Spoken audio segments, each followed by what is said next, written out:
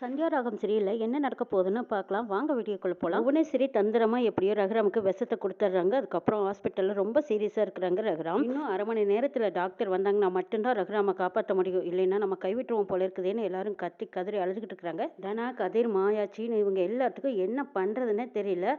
அப்ப பத்மா சொல்றாங்க, தனாவால வந்தது. இப்ப அண்ணன் எப்படி கிடக்குறாரு பாரு. ச்சே, இப்படியெல்லாம் ஏன் தான் பண்றாங்களோ அப்படி இப்படின்னு திட்டிட்டு இருக்காங்க. இதை கேட்ட சீனுவோட பாட்டி சொல்றாங்க, இதா பாரு பத்மா, நடந்தது என்னமோ நடந்து போச்சு. ஆனா காரணம் தனான்னு சொல்ற பாரு, அது ரொம்ப பெரிய தப்பு. இப்படியே பேசிட்டு இருக்காதடி, முதல்ல வாயை முடிக்கிட்டு அமைதியா நில்லு. எல்லாரும் எப்படியாவது காப்பாத்தணுமேன்னு துடிச்சிட்டு இருக்கோம்.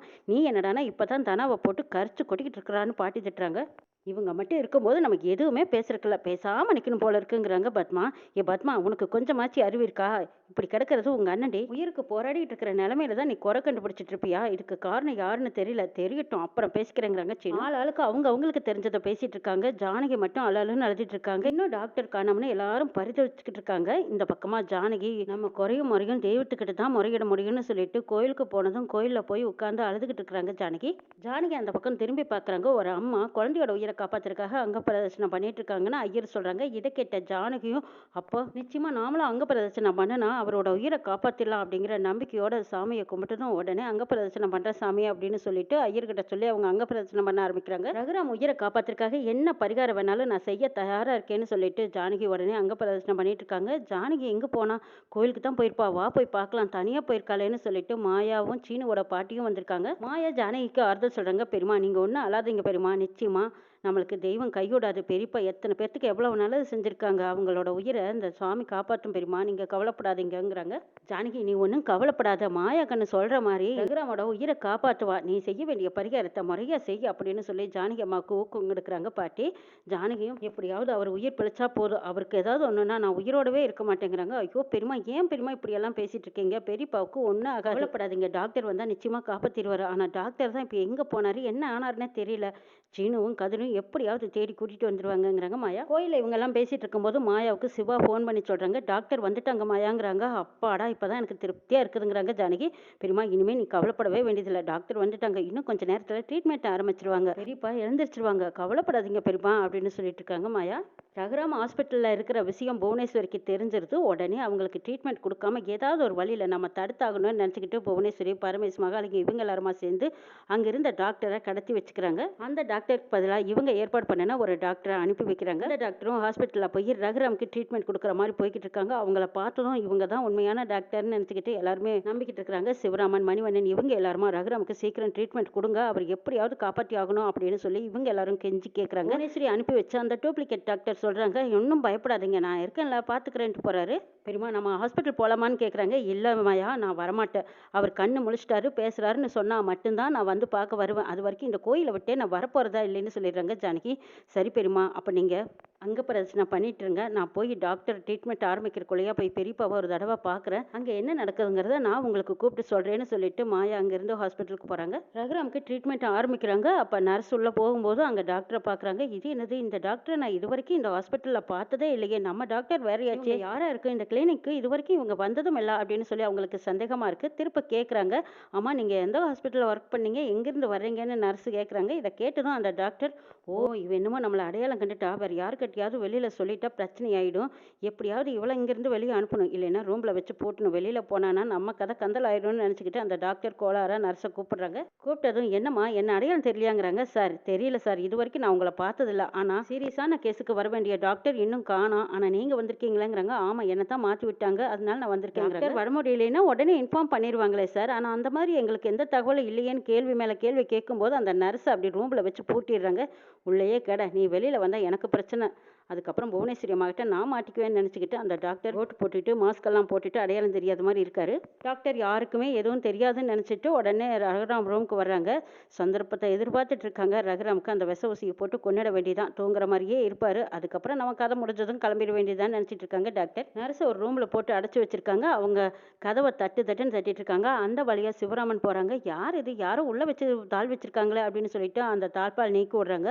உள்ளே இருந்து நர்ஸ் ஓடி வராங்க. ஓடி வந்ததும், சார் சார் ரகுராமுக்கு ட்ரீட்மெண்ட் கொடுக்க வந்த டாக்டர் ஒரு போலி டாக்டர். இந்த ஹாஸ்பிட்டலுக்கு வர டாக்டரே கிடையாது அவரு. அவர் யாருன்னு எங்களுக்கு தெரியல. ஏதோ ஒரு திட்டத்தோட வந்திருக்காரு. எப்படியாவது ரகுராம காப்பாத்துங்கன்னு கெஞ்சுறாங்க. நர்ஸ் கேட்டதும் அதிர்ச்சி அடைகிறாங்க நம்ம சிவராமன். என்னம்மா சொல்ற நீ? அங்க இருக்கிற டாக்டர் இந்த ஹாஸ்பிட்டலுக்கு சேர்ந்த ஒரிஜினல் டாக்டர் இல்லையான்னு கேட்குறாங்க. இல்ல சார், நான் அடையாளம் தெரிஞ்சு கேட்டபோது என்னை கொண்டு வந்து ரூம்ல வச்சு அடைச்சிட்டு போயிட்டாங்க. அப்படின்னா அவர் டூப்ளிகேட்டா தான் இருக்கணும். அவர் ஏதோ ஒரு தந்திரத்தோட தான் உள்ள வந்திருக்காரு. ஏதோ சூழ்ச்சி பண்றாங்கன்னு மட்டும் எனக்கு நல்லா தெரியுது. எப்படியாவது ரகுராம காப்பாத்துங்க அப்படின்னு சொல்லி கெஞ்சுறாங்க நர்ஸ். சிவராமன் பதறி அடிச்சுக்கிட்டு ஓடி வராங்க. இங்க சீனு, மணிவண்ணன் இவங்க எல்லாரும் இருக்காங்க. இவங்க கிட்ட எல்லாத்துக்கிட்டையும் சொல்லிடுறாங்க, இங்க வந்திருக்கிற டாக்டர் ஒரிஜினல் டாக்டர் கிடையாது. ஏதோ ஒரு சூழ்ச்சியோட வந்திருக்காரு. அவர் டாக்டரே கிடையாது. அவர் என்ன ஏதுன்னு நம்ம விசாரிக்கணுங்கிறாங்க சிவராமன். ரகுராம் மயக்க நிலையில இருக்காங்க. அப்ப டாக்டர் விஷ ஊசியை போட்டு ரகுராமுக்கு செலுத்திட வேண்டியதுதான். அதுக்கப்புறம் தூங்கின மாதிரியே இருப்பாரு. ஊசியை போட்டு முடிச்சது நம்ம கிளம்பிடலாம்னு நினைச்சுக்கிட்டு ஊசியை எடுத்து அப்பதான் ரகுராமுக்கு போடலான்னு போறாங்க. கரெக்டா சிவராமன், சீனு இவங்க எல்லாரும் கதவை திறந்துக்கிட்டு போகும்போது அவர் பயந்துக்கிறாரு. இப்படி எல்லாம் உள்ள வரக்கூடாதுங்கிறாங்க. ஓஹோ, அப்படி உள்ள வரக்கூடாதா? சரி, நீங்க ஒருத்தர் மட்டும்தான் இன்ஜெக்ஷன் போட்டுட்டு இருக்கீங்க, நர்ஸை கூட காணா, ஹெல்ப்புக்கெல்லாம் யாரும் இல்லையான்னு கேட்கும்போது அவர் அப்படியே சமாளிச்சுக்கிட்டு இருக்காங்க. சிவராமனுக்கும் மணிவண்ணன், சீனு இவங்க எல்லாத்துக்கும் கோவம் வந்துடுது. பலார்னு டாக்டர் ஓங்கி ஒரு அறை விடுறாங்க. நீ உண்மையான டாக்டரா, இந்த ஹாஸ்பிட்டலுக்கு சேர்ந்த டாக்டரான்னு கேட்குறாங்க. நடுங்கி போறாரு. பயத்தில் அப்படியே வேக்குது, விறுவிறுக்குது, குளறுது. சொல்ல போறியா இல்லையா அப்படின்னு கேட்கவும், சார் அது வந்து நான் தான் இந்த டாக்டர் அப்படி இப்படின்னு சமாளிச்சு பார்க்குறாங்க. மறுபடியும் அடி அடின்னு அடிக்கிறாங்க. எல்லாம் இப்படி அடிச்சா உனக்கெல்லாம் இது சரிப்பட்டு வராது, கட்டி போடணும்னு சொல்லிட்டு அந்த டாக்டரை கொண்டு போய் கட்டி போடுறாங்க. ரோட வச்சு கொளுத்துனண்டா, எங்களையே ஏமாத்த பார்த்தியா அப்படின்னு சிவராமன், மணிவண்ணன், சீனு இவங்க எல்லாரும் பாஞ்சுக்கிட்டு போகும்போது அவர் கொஞ்சம் பயந்துடுறாரு. இல்லை சார், நான் உண்மையெல்லாம் சொல்லிடுறேன் அப்படின்னு சொல்லிட்டு இருக்கிறாங்க. ஒரு வழியா ரகுராம அவர்கிட்ட இருந்து காப்பாற்றிட்டாங்க. டே, இப்போ உண்மையை சொல்ல போறியா இல்லை உயிரோட உன்னை வச்சு கொளுத்துட்டுமான்னு கேட்குறாங்க. உண்மையை சொல்லிடுறேன் சார், ஒரிஜினல் டாக்டரை புவனேஸ்வரி தான் ஒரு குடோனில் வச்சு அடைச்சி வச்சிருக்காங்க. அவங்களுக்கு பதிலாக தான் என்ன அனுப்பிச்சு வச்சாங்கன்னு இந்த உண்மையை சொல்லிடுறாங்க. சொன்னதுக்கு அப்புறமா எந்த குடோனி என்ன ஏதுன்னு விசாரிக்கிறாங்க. எல்லாம் புவனேஸ்வரி வேலை தான் அப்படின்னு புவனேஸ்வரி மேலே கோபத்தோட, சரி நம்ம எப்படியாவது டாக்டரை போய் காப்பாற்றி கூட்டிட்டு வந்தா தான் நம்ம பெரியப்பாவை காப்பாற்ற முடியுங்கிறாங்க மாயா. உடனே சீனுக்கிட்டையும் கதிர்கிட்டையும் அவரோட ஃபோனை கான்டாக்ட் பண்ண அப்படின்னு சொல்லி பார்க்குறாங்க. ஃபோன் பண்ணனா ஃபோன் சுவிட்ச் ஆஃப்லேயே இருக்கு. ஏதோ ஆபத்துன்னு நினைக்கிறேன். அதனால தான் அவரால் ஃபோன் கூட அட்டன் பண்ண முடியல. அநேகமாக அவர் வராமையெல்லாம் இருக்க வாய்ப்பே கிடையாது. கதிர், எப்படியாவது நம்ம அவர் எந்த இடத்துல ஃபோன் சுவிட்ச் ஆஃப் ஆயிருக்கு, என்ன நடந்ததுங்கிறத தெரிஞ்சுக்கணுங்கிறாங்க மாயா. ஆமாம் மாயா, எல்லாமே இந்த புவனேஸ்வரியோட வேலை தான். மாமாவுக்கு ட்ரீட்மெண்ட் கொடுக்கக்கூடாதுங்கிறதுக்காகத்தான் இப்படி ஒரு வேலையை பார்த்துருக்காங்க. நம்ம எப்படியாவது டாக்டரை கண்டுபிடிச்சு கூட்டிட்டு வந்து மாமாவுக்கு ட்ரீட்மெண்ட் ஆரம்பிச்சு காப்பாற்றியே ஆகணும். என்ன செய்யலாங்கிறாங்க. அவங்க ஃபோன் எந்த நேரத்தில் எந்த இடத்துல சுவிட்ச் ஆஃப் ஆயிருக்கு அதை கண்டுபிடிச்சா அவங்கள கண்டுபிடிக்க வாய்ப்பு இருக்குதுல்லன்னு மாயா ஒரு ஐடியா கொடுக்குறாங்க. அதை கேட்ட சீனு, கதிர் ரெண்டு பேரும் ஆமாம் சரிதான் தானா, அவரோட ஃபோன் எந்த இடத்துல லாக் ஆயிருக்குதுன்னு நம்ம தெரிஞ்சுக்கிட்டோம்னா நிச்சயமா ஈஸியாக கண்டுபிடிச்சிடலாங்க. அந்த குடோனுக்கு பக்கமாக போகிறாங்க. அந்த இடத்துல அவரோட ஃபோன் மட்டும் சுவிட்ச் ஆஃப் ஆயிருக்கு. இந்த இடத்துல தான் ஃபோன் சுவிட்ச் ஆஃப் ஆயிருக்கு. அநேகமாக அவரை கட்டி போட்டுட்டு அவங்க ஃபோனை வாங்கி சுவிட்ச் ஆஃப் பண்ணிட்டாங்க போல இருக்கு. நம்ம எப்படியாவது கண்டுபிடிச்சாகணுமே அப்படின்னு சொல்லி அந்த பக்கம் அங்கங்கே எல்லா பக்கம் சுற்றிட்டு இருக்கிறாங்க. அப்போ சீனு, கதிர் ரெண்டு பேரும் ஒரு குடோனுக்கு போய் எட்டி பார்க்குறாங்க.